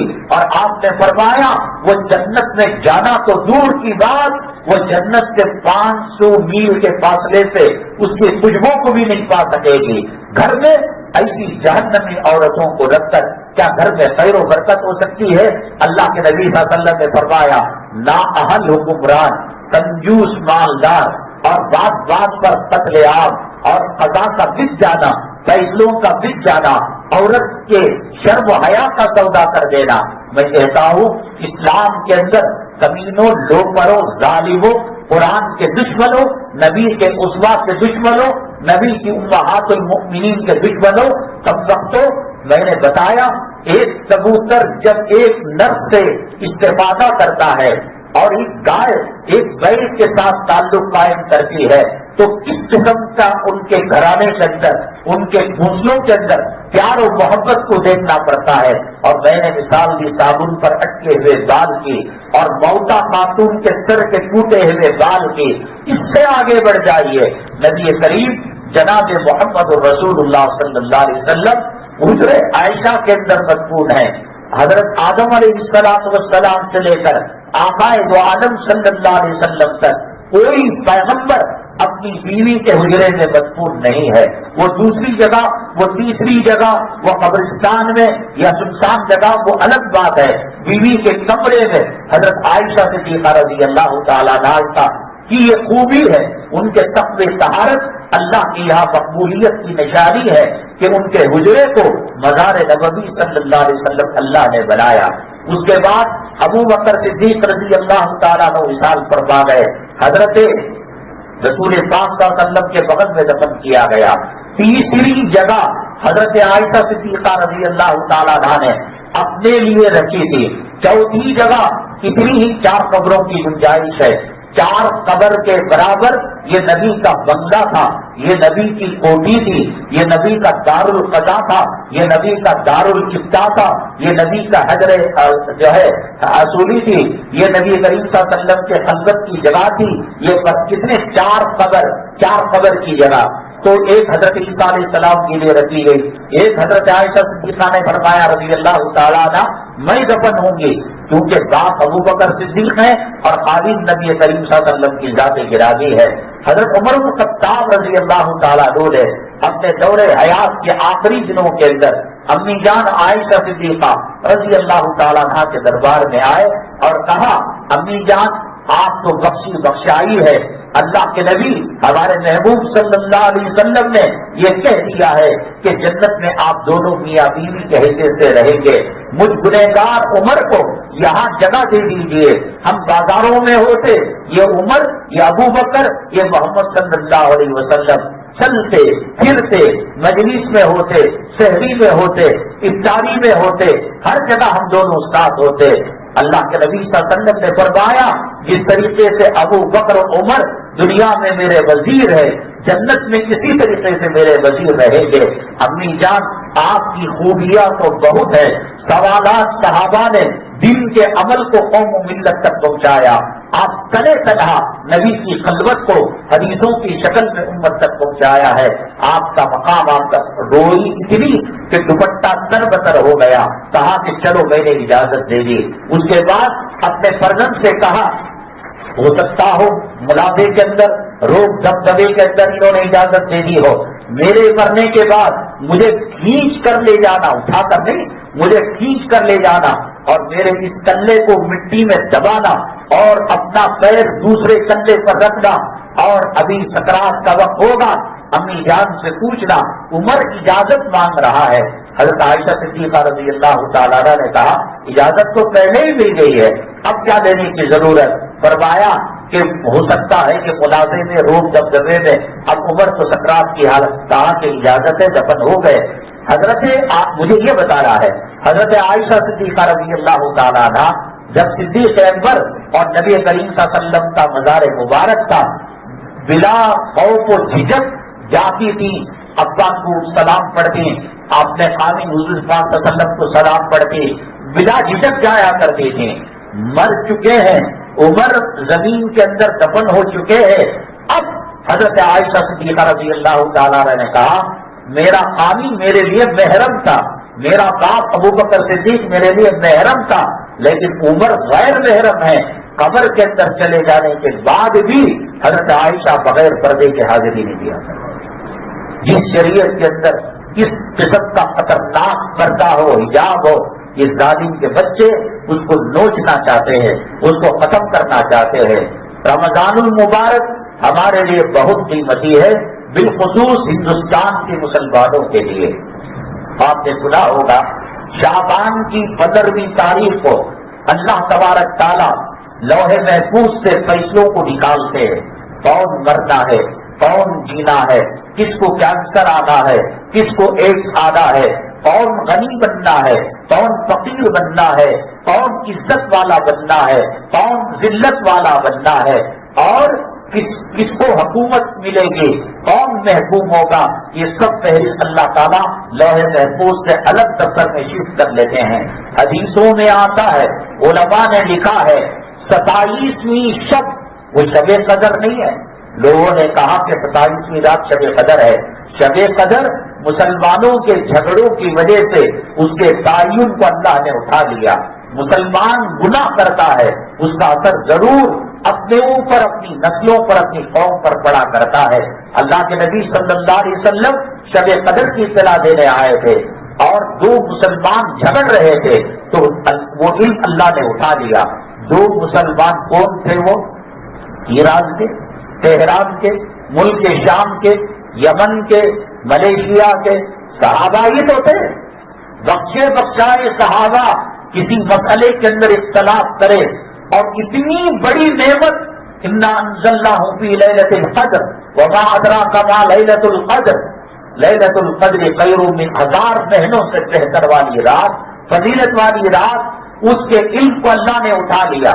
میں یہ کہتا ہوں ہندوستان کے اندر حکمرانوں کی طرف سے جو ظلم، جو تشدد اور جو گڑبڑیت ہو رہی ہے اور حالات ناموافق ہے اور بہت تیزی کے ساتھ جلد فیصلے کر رہے ہیں. گزشتہ جمعہ ایک بات کہنے کو نہیں، اس جمعہ کے اندر 2-4 مسئلے اور پیدا ہو جاتے ہیں کہ فلاں ٹیچر کو سسپینڈ کر دیا گیا. قرآن نے کہا اتحاد اتفاق پر اللہ کی مدد آتی. تو یہ تو مشہور واقعہ ہے کہ دو لڑ رہے تھے اور شب قدر کے علم اللہ نے اٹھا لیا.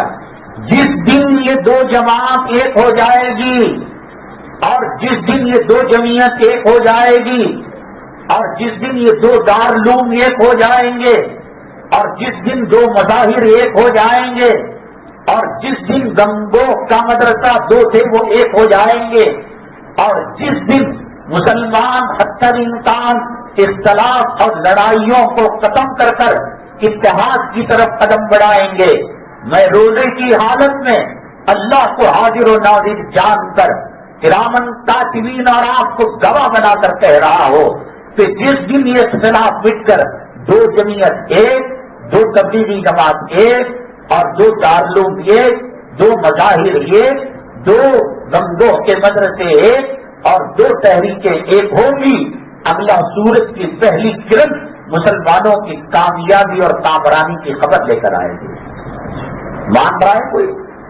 خونی لڑائی لڑ رہے ہیں صاحب، وہ فلاں کے وہ فلاں پارٹی کے، مکتبہ ذکر ایک، کتاب ایک، طریقہ کار ایک، دعا کرنے کا طریقہ ایک، امیر کو منتخب کرنے کا طریقہ ایک، رہبر کو منتخب کرنے کا طریقہ ایک. وہ ان کے خلاف تھانوں میں جا رہا ہے، وہ ان کے خلاف تھانوں میں جا رہا ہے، وہ اس کو قتل کرنے کی کوشش کر رہا ہے، وہ اس کو قتل کرنے کی کوشش کر رہا ہے. اللہ کی مدد آئے گی، اللہ کی نصرت آئے گی. لوگ کہتے ہیں اللہ تعالیٰ دیکھ نہیں رہا ہے. اللہ دیکھ رہا ہے کہ تمہارے چہرے داڑھی منے. اللہ دیکھ رہا ہے کہ سود کھا کر ماں زندگی ہے تو اس کا 36 مرتبہ بلاತ್ಕಾರ کر رہا ہے. ماں مری ہوئی ہے، قبر کھود کر کفن پھاڑ کر اس کے ساتھ بلاತ್ಕಾರ کر رہا ہے. جو بچہ وہ ماں جس کے پیٹ کے اندر 9 ماہ تک پلتا رہا اور علماء نے کہا ساری زندگی مونڈوں پر اٹھا کر اللہ کے حرم کا، اللہ کے کعبے کا وہ طواف کرے 70 سال 80 سال.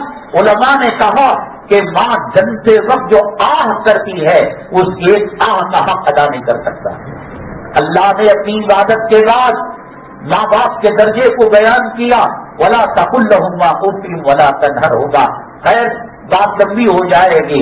ایسی ماں جس کے قدموں کے نیچے جنت ہے، ایسی ماں 80 سال 100 سال اسے مونڈے کو اٹھا کر طواف کر رہا ہے، نبی کے روضے کے پاس لے جا کر سلام پڑھوا رہا ہے، حج کروا رہا ہے، کبھی منا، کبھی مزدلفہ، کبھی عرفات، کبھی مناسک قربانی. اس کے باوجود شریعت کہتی ہے ایک آہ کا حق ادا. ایسی ماں کا بلاत्कार جو کرتا ہے کیا اللہ اس کے ساتھ رحم کا معاملہ کرے گا، کرم کا معاملہ کرے گا؟ میں یہ کہہ رہا ہوں اللہ تبارک تعالیٰ رمضان کی ہر رات کے اندر بنو کلب کے بکریوں کے بالوں کے برابر مغفرت کا پروادہ.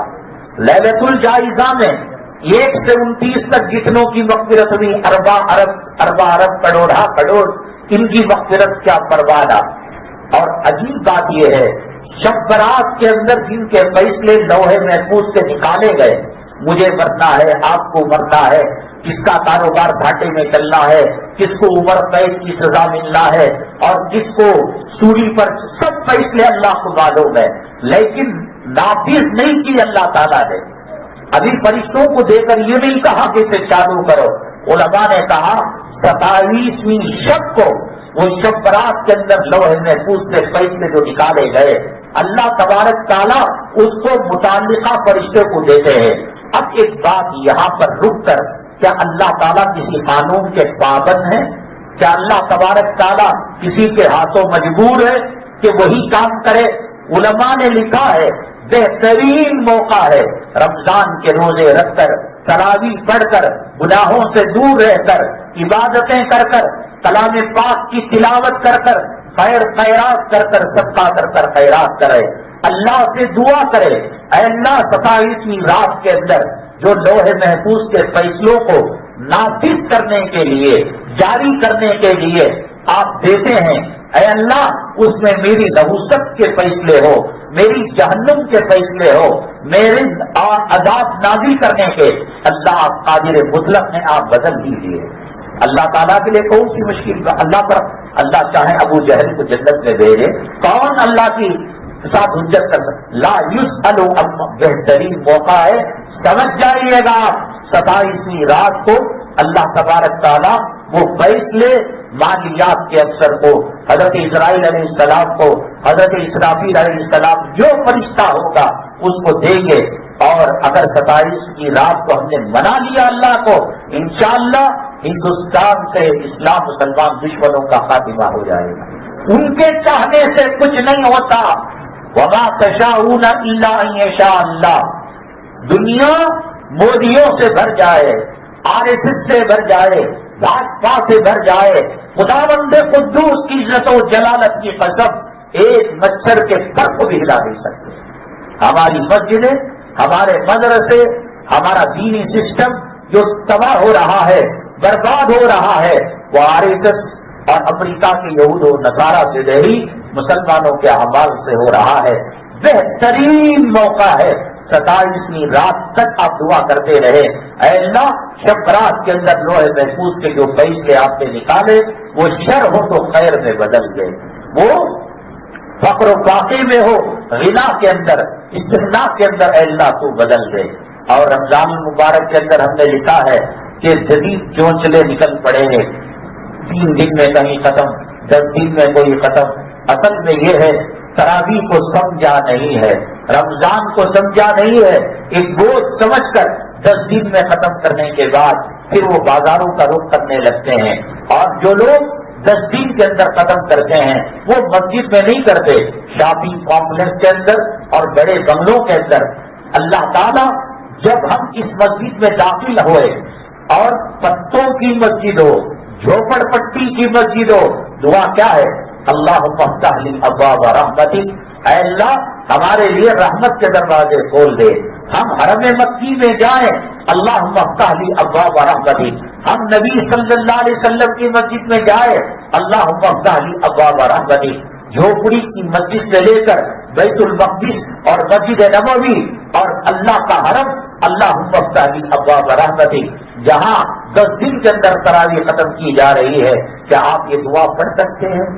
مسجد کی رحمتیں، مسجد کی برکتیں، مسجد کے اندر فرشتوں کی آمد و رفت، ہماری دعاؤں پر آمین کہنا، یہاں کا تقدس، یہاں کی رحمتیں برکتیں کہاں سے لا سکتے ہیں؟ اور دوسری چیز یہ ہے، اس کے اندر قاری صاحب جو تراویح پڑھاتے ہیں، اب جب ان کو رکوع میں سو پارہ آدھا پارہ پڑھنے کے بعد جانا ہوتا ہے تو ایک ان کا لے اور سونگ بدل جاتا ہے، تب الود آہستہ سے یہ سمجھ جاتا ہے۔ جب تک بیڑیاں پیتے ہوئے، جب تک دوستوں سے بات ہانکتے ہوئے، موبائل کے اندر گیم کھیلتے ہوئے، اور جب رکوع میں گیا تو فوراً آ کر رکوع کے اندر شامل ہو گئے، یہ قرآن کے ساتھ، یہ تراویح کے ساتھ ٹھٹا ہے، مذاق ہے۔ حضرت سیدنا عثمان غنی رضی اللہ تعالیٰ عنہ، نبی کریم صلی اللہ علیہ وسلم کے دور رابعات، وقت تنگ ہو رہا ہے، وہ مقام، وہ فضیلت رکھنے والے رات میں ایک رکعت میں 15 پارے اور دوسری رکعت میں 15 پارے پڑھ کر اللہ کے کلام کو مکمل کیا کرتے تھے۔ سیدنا امام اعظم ابو حنیفہ رحمۃ اللہ علیہ سکرات کے اندر تھے، اور آپ کا جسم مبارک کسی گدی پر لگایا گیا تھا۔ آپ نے کہا نہ جانے کتنے لاکھ کلام پاک اس مقام پر میں نے ختم کیے ہیں۔ ایک قرآن 10 رکعتوں 10 دنوں کے اندر ختم کرنا بوجھ سمجھ کر، اس کے اندر قاری صاحب بھی ایسے اسپیڈ چلاتے ہیں گاڑی، یہ فائٹر جیٹ جو آتی ہے، نہ کلام سمجھ میں آتا ہے، نہ کلام تم نے سمجھا نہیں ہے۔ کہتے ہو کہ وقت کی مجبوری، پولیس ڈراؤٹ کیس کے اندر لے کر جائے گی، دہشت گردی کے کیس میں لے کر جائے گی، بیوی بچوں کو ستانے کے کیس میں، اقدام قتل کے کیس میں لے کر جائے گی، ڈوری اور جہیز کے کیس میں لے جائے گی، تب کہنا پولیس والوں کو، جیل والوں کو کہ میری پاس فرصت نہیں ہے۔ آدمی کے بنانے سے فرصت بنتی ہے، احتکاب کرے، خوب مزے لے کر اللہ کے کلام کو تراویح کے اندر سنے. اگر اپنے محلے کے اندر تراویح میں کلام اس بات میں لطف نہیں آ رہا ہے، حلاوت نہیں آ رہی ہے، تو آپ ایک ایسی مسجد جائے جہاں آپ کو شرح صدر ہو، اطمینان ہو. کلام پاک کے پڑھنے پڑھانے کے اندر اگر لطف آتا ہے تو خدا کی قسم ایسا مزہ آتا ہے گویا جنت کی کیاریوں کے اندر بندہ سیر کر رہا ہو. ہماری زندگی کے اندر ہمارے بچپنے میں ہمارے والد محترم شیواجی نگر ہری مسجد میں امام تھے، جمیعت علماء کے مبلغ قاری ہشام صدیقی رحمت اللہ علیہ تراویح پڑھانے آیا کرتے تھے. 20 رکعت اللہ کی قسم کھا کر کہہ رہا ہوں، ایسا لگتا تھا کہ 20 سیکنڈ کے اندر ہو گئی. نہ رکوع کا پتہ چلتا، نہ قیام کا پتہ چلتا. اللہ تعالیٰ نے بعضوں کو یہ دولت دی ہے. آج وہ امام بہتر ہے جو کم سے کم وقت کے اندر ایک جنگی فائٹر جیٹ کی طرح کلام پاک کو الٹا سیدھا پڑھ کر 45 منٹ میں 30 منٹ کے اندر فارغ کر دے. اللہ کا کلام حرمین شریفین کے اندر جس طریقے سے رک رک کر پڑھا جاتا ہے، جنت کی آیتوں پر لطف لیا جاتا ہے، جہنم کی آیتوں پر آنکھ سے آنسو بہایا جاتا ہے. اللہ کے نبی صلی اللہ علیہ وسلم نے فرمایا مسلمان کے آنسو کے قطرے جسم کے جس حصے پر پڑتے ہیں اللہ اپنی جگہ پر جہنم کی آگ حرام کر دیتا ہے.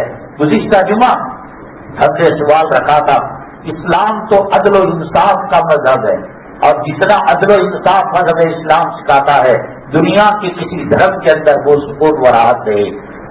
اب سنیے گا مسئلہ. ایک لڑکے کا نام عارف ہے اور اس کی بیگم کا نام عارفہ ہے. عارف کا مرڈر ہو جاتا ہے، میں نے کیا مرڈر بلو بل پر. تو 2 طریقے ہیں. ایک طریقہ اسلامی عدالت کا اور اسلامی شریعت کا یہ ہے قصاص کے طور پر مجھے قتل کر دیں، قاتل کو قتل کرنے ہو گئی بات. وہ گولی مارے، وہ گردن اڑائیں، وہ سولی دیں، وہ قاضی جانے، وہ جیسا چاہے دے، لیکن قتل کا بدلہ قصاصاً قتل کیا جاتا ہے. اور قرآن نے کہا وَلَكُمْ فِي الْقِصَاصِ حَيَاةٌ، قصاص کے اندر تمہاری زندگی ہے، وہ الگ مسئلہ ہے. دوسرا طریقہ یہ ہے کہ میں مرنا نہیں چاہتا، میں قاتل ہوں، عارف کو میں نے مارا ہے، مرنا نہیں چاہتا، تو شریعت کہتی ہے کہ خون بہا دو، دیت دو. اس گھر کے لوگوں کو، وارثوں کو مرد مرے 100 اونٹ دینا پڑے گا. اگر میں نے اس کی بیوی عارفہ کو مارا ہے تو 500 اونٹ دینے پڑیں گے، 50 اونٹ دینے پڑیں گے. تو یہ ناانصافی ہوئی. عورت کے مرتبے کو گھٹا دیا، 50 اونٹ کہہ رہے ہیں، مرد کے مرتبے کو بڑھا دیا، آپ 100 اونٹ کہہ رہے ہیں. یہاں سمجھ میں آ رہی نا؟ آپ کی کارخانے کے اندر 2 اسٹاف ہیں، ایک 10,000 پیمنٹ لیتا ہے، ایک 1.25 لاکھ لیتا ہے. تو بات سمجھ میں آ رہی ہے کہ صاحب یہ عزت والا مقام ہے اور عزت والی ڈیوٹی کر رہا ہے، 1.25 لاکھ لے رہا ہے. یہ گارڈن کو پانی ڈال لے اور پارکنگ کی گاڑیوں کو دھونے کا کام ہے. تو اللہ تعالیٰ نے مرد عورت کو برابر کا مقام دیا ہے، برابر کا مرتبہ دیا ہے. یہ الگ بات ہے کہ مرد کو فوقیت دی ہے، لیکن مسائل کے اندر ان کو 100 اونٹ رکھا ہے اور اس کو 50 اونٹ رکھا ہے. پہلے مرحلے میں اور پہلے لمحے میں یہ ناانصافی سمجھ میں آتی ہے. اب سنو شریعت کا مسئلہ. میں نے عارف کو مارا، عارف مرد ہے تو کتنے اونٹ دینے پڑیں گے؟ 100 اونٹ. وہ 100 اونٹ کسے دینے پڑیں گے؟ عارف کی قبر میں رکھنے پڑیں گے یا عارف کے اکاؤنٹ میں ڈالنے پڑیں گے؟ اس کی بیوی کو دینا پڑے گا. مرد کے مرنے پر بیوی کو 100 اونٹ مل رہے ہیں، اور بیوی کے مارنے پر عارفہ کو میں نے مارا، 50 اونٹ دیت اور خون بہا کے طور پر دینا پڑ رہا ہے. وہ کسے ملیں گے؟ مرد کو. تو شریعت نے عورت کی عزت رکھی نہیں رکھی. مرد کے مرنے کے بعد عورت اونٹ لے رہی ہے تو عورت کو بڑی قیمت مل رہی ہے. عورت کے مرنے کے بعد 50 اونٹ مرد کو مل رہے ہیں، اس کو کم قیمت کو کمانے والا، بزنس کرنے والا، فیکٹری والا 50 اونٹ لے لے. تو یہ ہے شریعت. دیکھنے میں یہ لگتا ہے کہ مرد کی عزت کو بڑھا دیا، عورت کی عزت کو گھٹا دیا. اگلی جمعہ آپ کے بغل میں پڑوس میں جو نور الہی مسجد ہے، اس سوال کے جواب کے ساتھ اللہ کے نبی صلی اللہ علیہ وسلم تشریف فرما تھے. عجیب و غریب ماحول کا. اب تو وہ ماحول کا تصور نہیں کر سکتے. آخری درجے میں جو علماء اتقیاء بزرگان دین ہیں اور جن کی مجلسوں میں بیٹھ کر ایسا لگتا ہے کہ ہمارے ایمان کا ٹمپریچر بڑا ہے، ہمارے دلوں سے دنیا کی محبت نکلی ہے، خبر کا ڈر آیا ہے، صحابہ کرام کی سیرت آئی ہے، ہزاروں روپے خرچ کر کر ایسی مجلس مل جاتی ہے۔ آج کے پرفتن دور کے اندر اللہ کی بہت بڑی نعمت ہے۔ اب نبی تو ملنے کے نہیں، اب پیران پیر ملنے کے نہیں، اب نظام الدین اولیاء ملنے کے نہیں، اب خواجہ اجمیری ملنے کے نہیں، اب قطب الدین مختیار کاکی ملنے کے نہیں، حضرت شیخ الاسلام شیخ الہند ملنے کے نہیں۔ اب جب نہیں مل رہا ہے ٹرین کے سفر سے ہمیں حیدرآباد کی بریانی اور دلی اور لکھنؤ کے شیخ و کباب، تو جو ملتا ہے کھا کر زندگی گزارنا مجبوری ہے۔ تو اب جو عالم ملے اور بظاہر متقی پرہیزگار، صرف اسی وجہ سے اندلس اسپین تباہ ہوا کہ علماء سے انہوں نے رشتہ کاٹ دیا تھا۔ علماء سے رشتہ کٹتا ہے، پاور ہاؤس سے کنیکشن کٹتا ہے۔ 1 کروڑ روپے کا خما لگائیں وہ کام نہیں آنے کا۔ پاور ہاؤس اور جنریٹر اور کرنٹ کے اسٹیشن سے تعلق رکھتا ہے، آپ 6 ورلڈ کا بند جلائے جل جاتا ہے۔ یہ علماء ہمارے ایمان، ہمارے اسلام، ہمارے جنت کے آخرت کے کور ہے، ان کے جتنا قریب رہیں گے ایمان تازہ ہوگا۔ اس پرفتن زمانے کے اندر ایک صدقہ کرنا، خیرات کرنا اور علماء سے اپنے رابطے کو مضبوط کرنا، اپنے گھر ہر 10-8 دن کے اندر مسجد کے مؤذن صاحب کو دعوت دیجیے، اپنی حیثیت کے مطابق، کوئی مٹن بریانی، کوئی قیمتی کھانا نہیں، چاول ہے، دال ہے، دہی ہے، یہ رکھ کر مؤذن صاحب ہماری حیثیت یہی ہے، بچی کو بلا کر مؤذن صاحب ان کے سر پر ہاتھ رکھو، مؤذنوں کی عظمت اولاد کے دلوں میں ڈالیے، مردوں کو غسل کرنے والے غسال کی اہمیت اپنے بچوں کے دلوں کے اندر ڈالیے، محراب رسول اور منبر رسول پر کھڑے ہونے والے امام اور حافظ کی عظمت اپنے بچوں کے اندر ڈالیے۔ آپ چماروں کی، آپ پولیس افسروں کی، آپ سرکاری افسروں کی ہمت افزائی کرتے ہیں، بچے یہی سمجھتے ہیں ان کا مقام اونچا ہے، ان کا مقام گھٹیا ہے۔ اس پرفتن دور کے اندر علماء کو بار بار اپنے گھر بلائیے، حضرت دعا کر دیجیے گھر کے لیے، بیگم کی طبیعت صحیح نہیں ہے دعا کر دیجیے، بچہ بلائیے، اس قبر کے جتنا قریب رہیں گے ایمان کا ٹیمپریچر بڑھے گا۔ نبی کریم صلی اللہ علیہ وسلم کی مجلسوں میں بیٹھ کر ایسا ہوتا تھا، سعود شریف جو مکہ حرم مکی کے امام ہیں، وہ تراویح کل بھی انہوں نے پڑھائی پہلے 8، یہ یہودیوں 10 رکعت کوئی تراویح نہیں ہوتی، خیر وہ وقت نکل چکا ہے، ان کی ماں کا انتقال ہوا تھا اور ان کو ایک جہری نماز پڑھانی تھی، وہ بڑے رفت آمیز طریقے سے قرآن کو پڑھا کرتے ہیں اور حکومت کی پالیسیوں کے سامنے رکوع سجدہ کرنے والے نہیں ہیں۔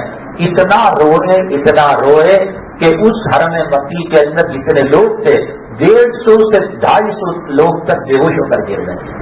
آپ نے مجلسیں نہیں دیکھی، آپ نے قوالی کی محفل کو دیکھا ہے، آپ نے گانے کی محفل کو دیکھا ہے، آپ نے الیکشن میں سیاست دانوں کی محفل کو دیکھا ہے۔ یہ دل پاک کر کر، اس دل کا تزکیہ کر کر علماء کی مجلس میں بیٹھ کر دیکھو۔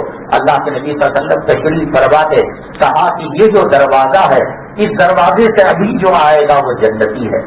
ایک انصاری صحابی آئے، سب صحابہ خوش ہو گئے، مبارک ہو مبارک ہو۔ اس سے بڑی کیا صدق ہو سکتی ہے؟